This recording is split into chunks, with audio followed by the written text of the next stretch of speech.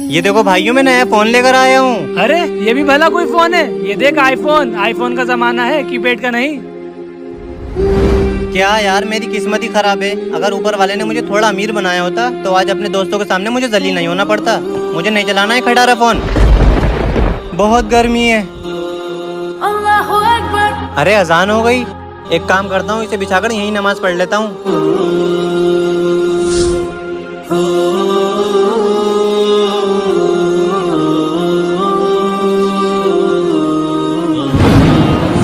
रुको बेटा, क्या ये फोन तुम्हारा है? नहीं, ये फोन मेरा नहीं है। क्या ये तुम्हारा फोन है?